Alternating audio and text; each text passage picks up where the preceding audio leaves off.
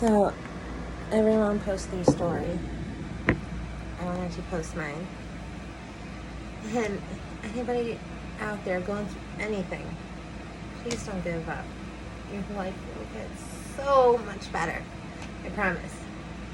But my story starts off when I was like 8, probably earlier than that. I used to wake up in the middle of the night and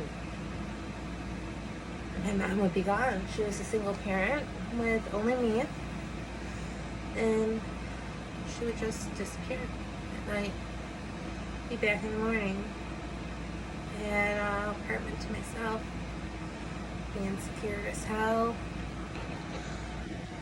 To do anything, I would take my big Winnie the Pooh and go lay down in her bed. I was really overweight at the time. I didn't really have too many friends. My grandparents would watch me every day.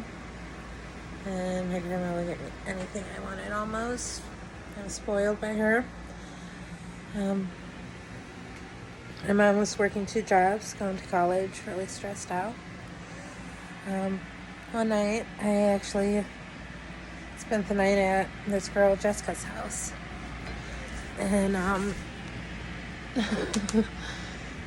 I have short girl problems.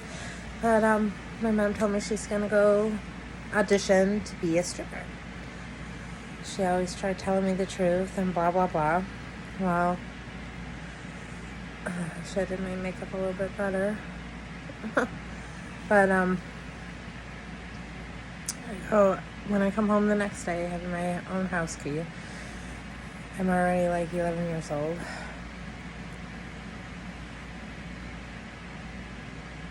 She never came home. And this is normal for my mom not to come home. I'm used to it.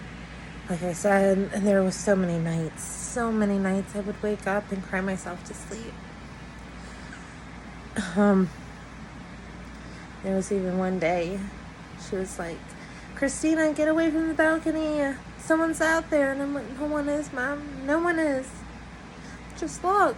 I promise, no one is." I'm like 8 years old at the time. By the way, I'm also obese because I'm feeding myself, too.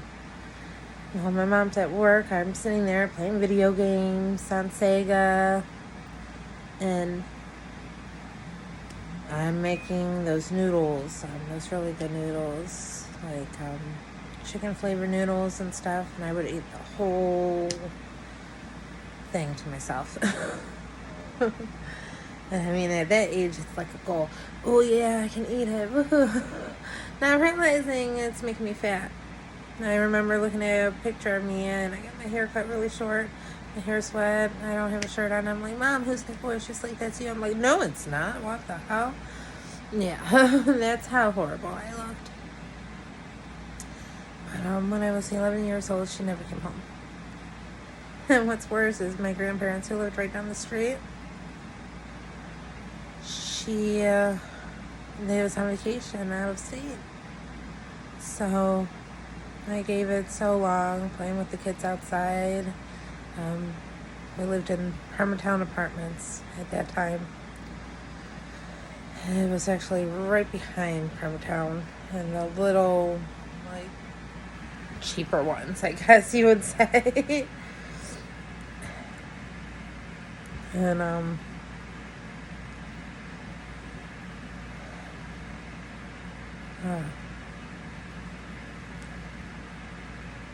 what's it called? She ran away, and I had a cat named Snowball, a bird named Henrietta, or Henry, until it started laying eggs. And I had to call one of my aunts. Luckily back then, phone numbers, because everything is not cellular yet. I don't even think we had dial-up. It was just 2000. It was June of 2000, summer break. And I called my aunt, and somebody came and got me. I don't remember who or anything like that yet. I remember staying with my Aunt Sherry for a couple weeks, or a week, and after that, my Aunt Karen decided to take me, and they moved all of my mom's stuff while she was gone to me and Jenny's house, so she would still have it in case she ever came back or whatever. But at this time, we don't know what's going on with my mom, if she disappeared or if someone killed her, if she's missing. They found her car one time, and my grandparents had to go look at it. My grandma was so scared she was going to find my mom's body in the back of the trunk. And, that whole summer, I didn't really cry that my mom was gone, but I did cry that I missed her. I wanted my mom, because no one could ever love me like my mom, which is really messed up. Because she still gave me that motherly love. But I moved in with my Aunt Karen, who took really good care of me. It sucked at times, because my cousins had their parents, and I always got to see them, holding each other, and I didn't have that, and it didn't feel right either.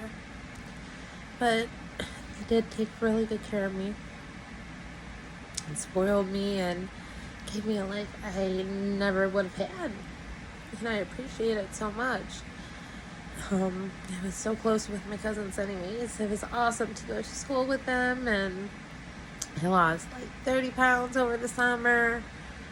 I was in sports, making friends, and then my mom threatened my aunt, so I went to go live with my grandma. And my grandma was so nice and sweet, but me and her kept bumping heads. I was going through my hormonal changes and everything, and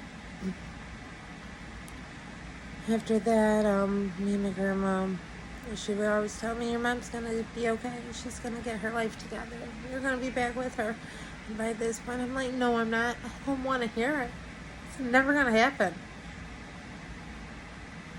It's not. So we would always bump heads over that and argue. I'm sorry for that, by the way. And I decided to go live with my father. Yeah, that's great. I was there for 2 weeks, and he chose a whore over me. And she's accusing my father of sleeping with me and this and that, and I didn't want nothing to do with her, even though she was my brother's mother. And again, she is a whore. She's on drugs. She's selling her body to everybody.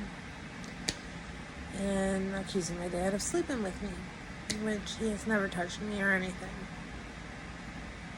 So after that, I went to go stay with my Aunt Liz and Uncle Bobby and Bobby Jr. And I know it was hard on me, hard on them too. I just started my period. My aunt,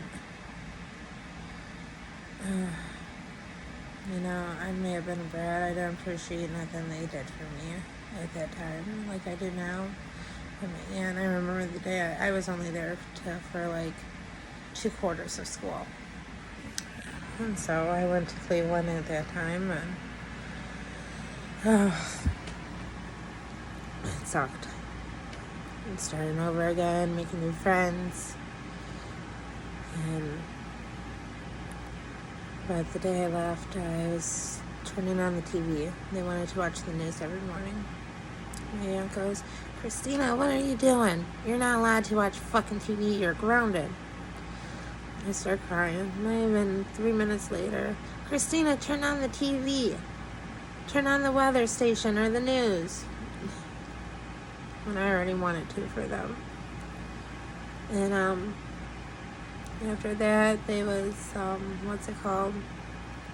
they said, when I was walking to school down the street, by the way, I'm going to look through all your shit, too, make sure you're not taking anything of mine.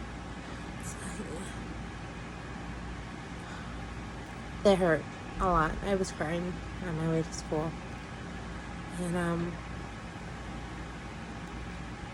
I moved back in with my grandma that day. My mom was pregnant with my baby sister now. I was 13 years old or so. I do appreciate everything my aunt and uncle did for me. I know, like I said, I know it was hard for them too. Everything you go through. leaves an impact on you. So, I mean, there's stuff that my aunt has went through prior to me that made her think the way she thought about me. And, I didn't even know what stealing was at that time. I never had to steal. So, yeah. And then I moved in with my grandma, who ended up probably getting a house for my mom. And when my mom had my sister. Well, when my mom had my sister, I ended up... Hang on, baby. Hi. Bobby, Bobby, yeah. But when my mom had my sister, I ended up moving back in with my mom. And I believe my grandma was helping my mom pay rent at that time. Because, my mom was disappearing every weekend almost. As I was a teen mom watching my sister. I would take her to daycare before I would go to middle school. On the weekends we would party. Probably around 15 or 14 by bottles, and I would put her to bed, and as soon as she woke up, it's like I was sober. Even if we didn't drink or something, my sister would go with me to my friend's house and spend the night with me there. I didn't even know there's days I would eat cans of sweet peas for dinner, and I just did that because it was easy for my sister to eat because she was little. I even got her first pictures taken. It was free at the mall. I was so happy.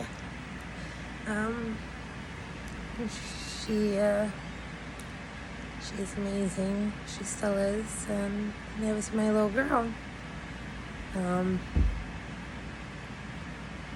But I used to give her her baths and feed her, and she was mine.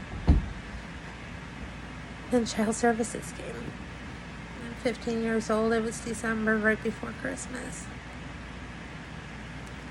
And they took us away from my mom. She wasn't there. I couldn't get hold of her. It felt like a horrible nightmare. I finally got in touch with my dad, who actually came, and he got me at my grandparents' house, my other grandma and grandpa, who I really didn't even know. There's cousins that I met for the first time on my dad's side. We didn't even know we were cousins.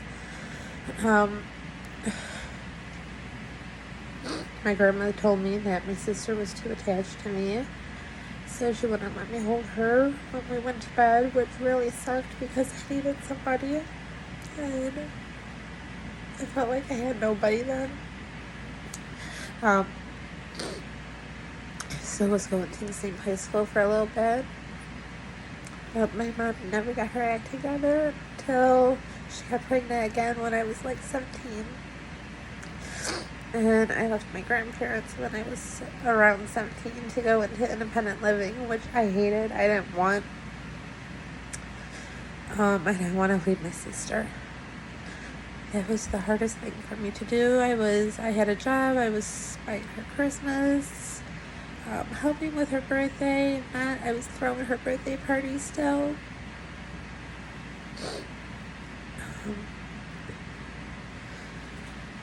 And sooner or later, I ended up really liking it there. It was scary at first, but I did like it there until I had to move. I needed my sister, and living on my own without parental supervision, I ended up dropping out of high school. But before that, I wanted to be a 3-year graduate, so I took other classes at another high school, and I was doing great. I dropped out of school pretty much for a year.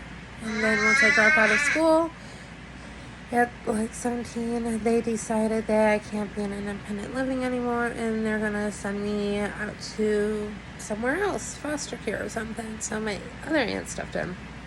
She's like, okay, you got to finish high school. And this is at the end of the year, and she ended up getting me involved into this one program where I worked out of a book, got extra credits, did it on summer classes, and she showed me what living a really nice life was like. She was treating me more like a friend, and she was really good to me, and I wish I would have took her advice on a lot of things, but I was too young and dumb. I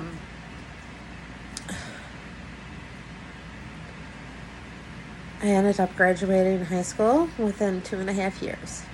So, and afterwards I went back to Cleveland, and I just messed up, I guess. But sooner or later, life did get better. My sisters are all beautiful, except for my mom getting pregnant when I was 17. I was really upset about that, too. What's it called? All my friends was getting pregnant at that time. I mean, she should have been a grandma. I should have been popping out babies. I ended up having my son in my first relationship that was abusive, had black eyes and everything else, really controlling, couldn't talk to anybody. But I wanted to have him because my dad just, we found out he was on oxygen and this and that. He's like, oh, I can die anytime. My mom's always talking about life insurance and how she's going to die. And I wanted my kid to know my family, know their grandparents. And now my brother's gone, and I'm happy that my son has a few memories of them. But everything happens for a reason. My father was never the best father figure. He does love me, and he does have a good heart. But there's total history there. My mom, she's my best friend.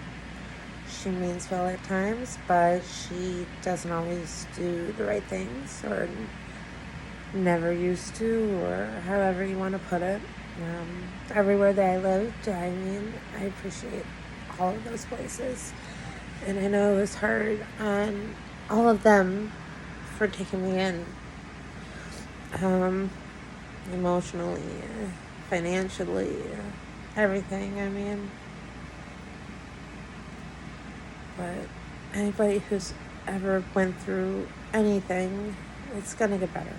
My life, so many years later, I have my own family now. I love my kids. They're amazing. They keep me going every day.